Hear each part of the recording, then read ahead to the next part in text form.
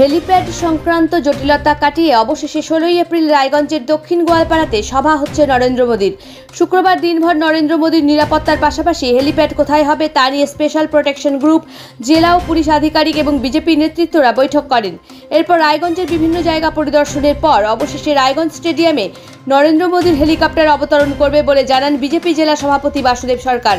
এদিন বৈঠক শেষে তিনি বলেন, প্রধানমন্ত্রীর নিরাপত্তা সংক্রান্ত বিষয় নিয়ে এসপিজি, পুলিশ, জেলা প্রশাসন এবং মধ্যস্থতাকারী হিসেবে আমি ছিলাম। প্রধানমন্ত্রীর সভা ওই এলাকাতেই হচ্ছে। রায়গঞ্জ স্টেডিয়ামে নরেন্দ্র মোদীর হেলিকপ্টার নামবে। এদিন বৈঠক শেষে সভাস্থল পরিদর্শনে যান এসপিজি টিম। তারা সভাস্থলে চারপাশ পরিদর্শন করেন। আগামী 16 তারিখ দেশের যশস্বী প্রধানমন্ত্রী নরেন্দ্র মোদীজির সভা রায়গঞ্জ শহরে হচ্ছে। প্রথমবার উত্তর দিনাজপুরে কোনো সিটিং প্রধানমন্ত্রীর আর জনসভা রায়গঞ্জে হবে। তার জন্য তার জনসভাকে কেন্দ্র করে আমরা সংগঠনের তরফে থেকে মাঠ, হেলিপ্যাড, রুট, পার্কিং ইত্যাদি সমস্ত কিছু নির্দিষ্ট করেছি, ঠিক করেছি।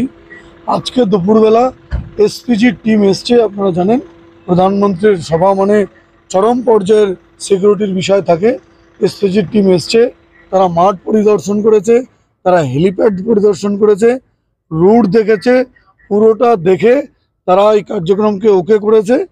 আর তার জন্য এসপিজির সাথে লিয়াজিংয়ের জন্য আমি এবং আমার পার্টির কার্যকর্তারা আজকে দুপুর থেকে রাত পর্যন্ত তাদের সাথে মিটিং, অন্তিম স্তরে যে মিটিং হয়, ফাইনাল মিটিং তাদের প্রশাসনের সাথে এসপিজির এবং অর্গানাইজার অর্থাৎ আমাদের এএসএল মিটিং এখন সম্পূর্ণ হলো। এএসএল মিটিং করে আমরা এখন বেরোচ্ছি। প্রোগ্রাম 16 তারিখ 1টার সময় গোয়ালপাড়া, দক্ষিণ গোয়ালপাড়া মাঠে অনুষ্ঠিত হবে। যেখানে হওয়ার কথা ছিল সেখানেই হচ্ছে। যেখানে হওয়ার কথা ছিল সেখানেই হচ্ছে। জটিলতা কি নিয়ে হচ্ছিল? জটিলতা কিছুই না।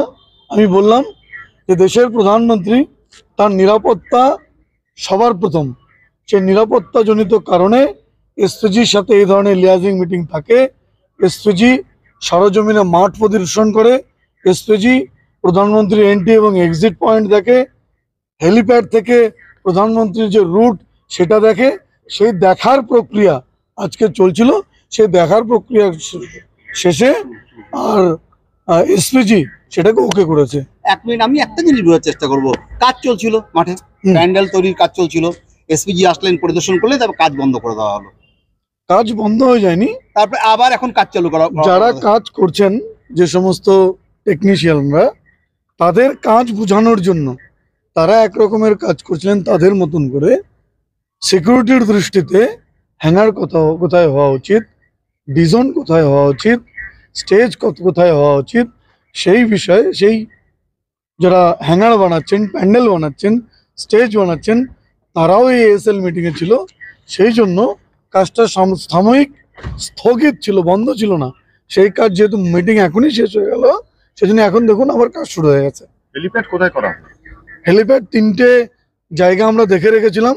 তার মধ্যে এসপিজি ফার্স্ট প্রায়োরিটি দিয়েছে রায়গঞ্জ স্টেডিয়াম। সেই স্টেডিয়ামে আর প্রধানমন্ত্রী হেলিকপ্টার ল্যান্ড করবে।